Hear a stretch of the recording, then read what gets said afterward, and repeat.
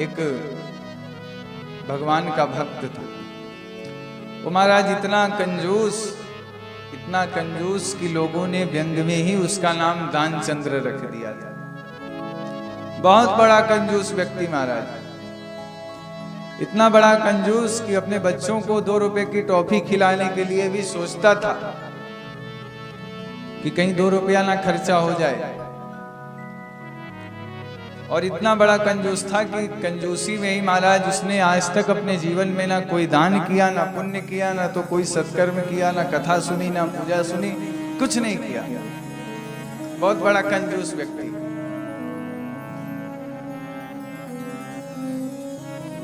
एक बार पत्नी ने खूब समझाया। पत्नी के खूब समझाने पे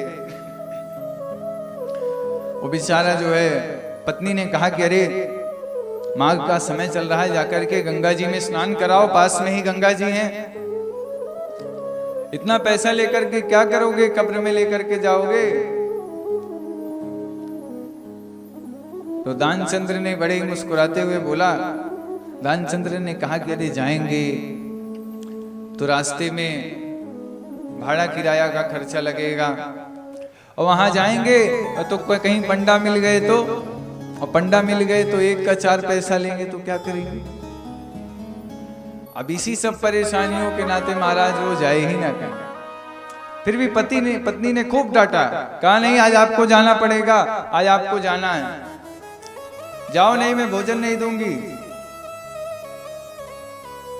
जब खूब पत्नी ने डांटा तो दानचंद्र दुखी मन से निकल गया। अब आप सोचो कि वो व्यक्ति, उसके घर से गंगा जी 25 किलोमीटर दूर थी और वो व्यक्ति पैदल गया गंगा जी स्नान करने कि कहीं रास्ते में पैसा ना देना पड़ जाए। और स्नान करने भी कहाँ गया? जहां पे सब स्नान कर रहे थे उसने सोचा कि वहां पे पंडा मिलेंगे तो वहां ना जाएं, तो स्नान करने कहाँ गया?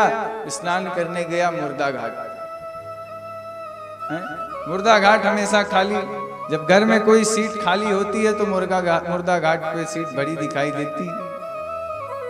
मुर्दा घाट हमेशा खाली, शमशान में गए। मुर्दा घाट पे जाकर के महाराज उसने सोचा कि यहाँ पे पंडा नहीं मिलेंगे। पहले कपड़ा उतार के चारों ओर देखा महाराज उसने कि यहाँ वहां कहीं कोई दिखाई तो नहीं पड़ रहा, कहीं कोई पंडा तो नहीं है, नहीं तो न स्नान करने जाएं, आकर के संकल्प करा देगा। तो पहले चारों ओर नजर मार ली और सामान को, अपने कपड़ों को पत्थर के नीचे दबा करके बेचारा गया स्नान करने। और जैसे ही गंगा जी में डुबकी मारी तो भगवान ऊपर से देख रहे थे, भगवान को हंसी आ गई। भगवान ने सोचा कि चलो इसका मजा लिया जाए। अब कथा क्या कहती है कि भगवान भी पंडा का रूप बना करके वहां पर पहुंच गए मुर्दा घाट पे। मुर्दा घाट पे भगवान पहुंचे और जैसे ही दानचंद्र डुबकी मार करके बाहर निकला तो भगवान पंडा का रूप बना करके बाहर खड़े, यजमान जी की जय हो। दानचंद्र महाराज जैसे ही पंडा को देखा फिर से डुबकी मार ली।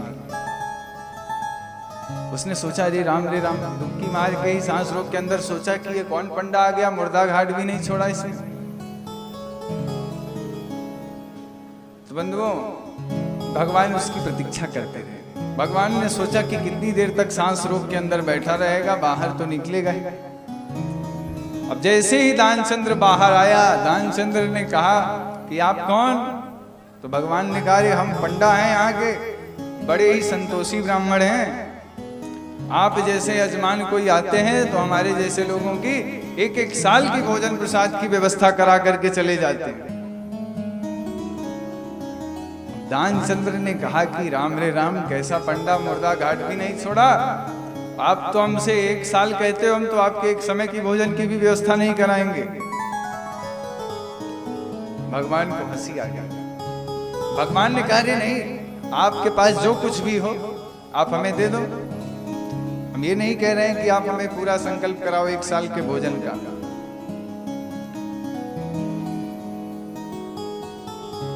तो दानचंद्र ने कहा कि हमारे पास देखो, हम पैसा लेकर के नहीं चलते हैं, पैसा हमारे पास एक अठन्नी नहीं है।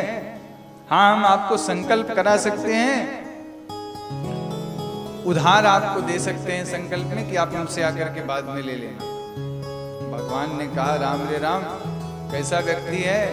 भगवान को हंसी है। भगवान ने कहा चलो ठीक है। भगवान ने संकल्प करा लिया। और पहले के जमाने में उस समय चलता था एक धेला, एक धेला वो भी दिया।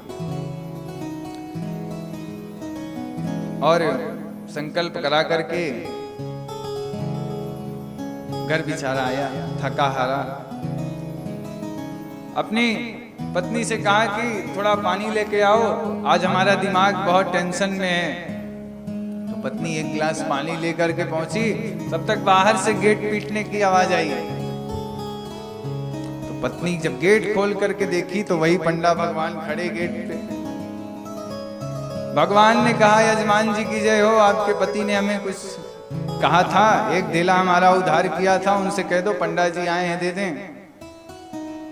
तो पत्नी ने कहा कि अच्छा ठीक है आप बैठिए हम आते हैं। पत्नी गई अंदर। पत्नी ने कहा कि अरे किसी से कुछ उधार करके आए थे क्या? आया है कोई गेट पर मांग रहा है, कोई पंडा जी आए हैं जहां स्नान करने गए थे। तो बंधुओं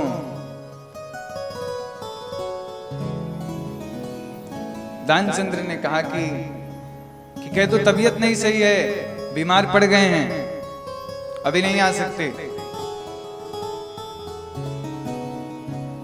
तो पत्नी ने बाहर आकर के बोला कि उनका स्वास्थ्य नहीं सही है, बीमार पड़ गए हैं, उनकी तबीयत नहीं सही है। जब इस प्रकार से पत्नी ने कहा तो भगवान ने कहा कि अरे इस परिस्थिति में हम कैसे छोड़ करके यजमान जी को चले जावें? जब तक हमारे यजमान जी ठीक नहीं हो जाते तब तक हम कहीं नहीं जाएंगे।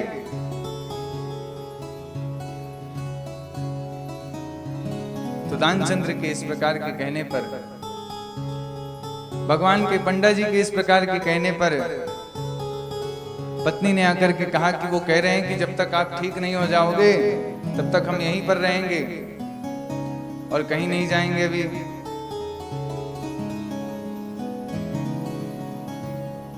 तो दानचंद्र ने कह दिया कि कह दो बहुत ज्यादा सीरियस हैं, उनकी अंतिम श्वास चल रही है, अभी वो आप उनके पास मत रहिए। तो पत्नी ने आके बताया बहुत ज्यादा तबीयत खराब है पंडित जी, अभी आप कहाँ पर चले आ रहे हो? अभी चले जाओ, बाद में आना। वो कह रहे हैं कि बहुत ज्यादा सीरियस हैं, बड़ी समस्या उनके पास। भगवान ने कहा कि राम रे राम, इस स्थिति में तो हम बिल्कुल छोड़ करके यजमान जी को नहीं जा सकते। हमारा यजमान इतना गंभीर है, दक्षिणा जाए भाड़ में, हम पहले यजमान जी को देखेंगे, हमारे यजमान जी कहाँ हैं।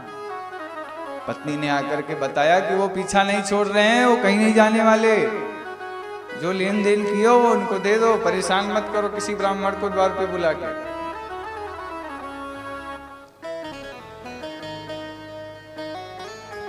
तो दानचंद्र ने पत्नी से कहा कि कह दो कि अभी अभी चल बसे। दानचंद्र ने कहा कह दो अभी अभी निकल गए। तो पत्नी ने आकर के रोते हुए बोला कि बस अभी अभी निकल पड़े। भगवान ने कहा रे राम, यजमान जी निकल पड़े तो यजमान जी का बिना अंतिम संस्कार किए हम यहां से नहीं हटेंगे। पत्नी ने कहा कि वो अंतिम संस्कार करने को बोल रहे हैं। दानचंद्र ने कहा कि एक काम करो, मैं श्वास रोक करके पड़ा रहूंगा और तुम जो है रोते रहना, वो आएंगे निकल जाएंगे, कुछ नहीं अंतिम संस्कार करेंगे। अब भगवान की लीला बड़ी विचित्र बंधुओं, भगवान भी जाकर के सारे गांव वालों को बुला लाए कि अरे दानचंद्र निकल पड़े, दानचंद्र निकल पड़े। सारे गांव वालों को इकट्ठा किया और सारे गांव वालों को इकट्ठा करके भगवान बोले कि दानचंद्र, और सारे गांव वाले इकट्ठा भी तुरंत हो गए। और सारे गांव वालों को इकट्ठा करके भगवान जब दानचंद्र को बुलाए, दानचंद्र के घर में प्रवेश किए तो देखते हैं दानचंद्र सांस रोके एकदम पड़ा हुआ है, जैसे सही में मर गया हो। भगवान को देख करके बड़ी हंसी आई। भगवान ने सोचा कि गजब का व्यक्ति है, सोचो 8 आना से भी कम एक धेला नहीं दे पा रहा है और मरने को तैयार है। अब बंधुओं आगे की कहानी और मजेदार। अब दानचंद्र को महाराज सभी लोगों ने लकड़ी का जिसपे शव को लेटाया जाता है वो बना करके सफेद कपड़े में लपेट के दानचंद्र को बांध भी दिया, फिर भी श्वास रोके पड़ा हुआ। अब पत्नी कह रही है अरे ये मरे नहीं है, पत्नी सही में कह रही है ये नहीं मरे। पत्नी को लगा कि अब ये चला जाएगा, कुछ देगा नहीं। पत्नी ने कहा ये मरे नहीं है। गांव वालों ने कहा कि अरे ये तुम्हारा मोह है, वो तो निकल गए। जब पत्नी ने खूब रोया, खूब विलाप किया और दानचंद्र को महाराज लेकर के सब लोग शमशान घाट पे पहुंच भी गए जलाने के लिए। दानचंद्र सांस रोके पड़ा। भगवान को बड़ी हंसी आ रही थी। भगवान ने कहा हद हो गई, आज इस भक्त से हम भी हार गए। भगवान ने कहा कि रुको, जब लकड़ी तैयार हो गई, जलने के लिए तैयार हो गया, तो भगवान ने स्वयं ही अंतिम संस्कार करने का ठाना था। तो भगवान ने सोचा कि जाकर के इससे कुछ बोल देता है, इसे कुछ बोल दे, नहीं है मर जाएगा, कुछ देगा नहीं। भगवान ने कहा कि यजमान के कान में आकर के धीरे से कहा, आया हूं बैकुंठ से, तुम संग नाता जोड़। तो दानचंद्र ने आंख खोल करके देखी, उसे लगा कि कोई भगवान आए हैं क्या बैकुंठ से। दानचंद्र ने अपनी आंखें खोली तो देखा फिर वही पंडा, तो फिर आंखें बंद कर ली झटके में।